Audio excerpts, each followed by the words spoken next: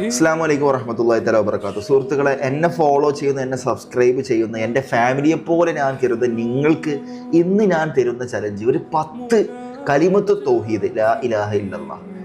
കലിമത്ത് തൗഹീദിൻ്റെ ശ്രേഷ്ഠതകളെ കുറിച്ച് നിങ്ങൾ അറിഞ്ഞാൽ നിങ്ങൾ ഒരിക്കലും ഈ വീഡിയോ സ്കിപ്പ് ചെയ്യൂല. കാരണം അബൂ ഹുറൈറ റളിയല്ലാഹു അൻഹു പ്രവാചകന്റെ അടുത്ത് വന്ന് ചോദിക്കുന്നുണ്ട്, മുത്തുനബിയെ, നാളെ പടച്ച റബ്ബിന്റെ കോടതിയിൽ എല്ലാവരും നഗ്നരായിട്ട് ഉടുമുണ്ടില്ലാതെ താൻ ചെയ്ത പാപങ്ങളെക്കുറിച്ച് വേവലാതിപ്പെടുന്ന ആ ഒരു സന്ദർഭത്തിൽ മുത്തുനബിയെ ഏറ്റവും വലിയ ഷഫാഅത്തായ അങ്ങയുടെ ഷഫാഅത്ത് കിട്ടാൻ വേണ്ടിയിട്ട് ഞങ്ങൾക്ക് എന്താ ചെയ്യേണ്ടതെന്ന് അബൂ ഹുറൈറ റളിയല്ലാഹു അൻഹു പ്രവാചകനോട് ചോദിക്കുമ്പോൾ മുത്തുനബി സിമ്പിളായി പറഞ്ഞു കൊടുക്കുന്ന ഒരു കാര്യമുണ്ട്.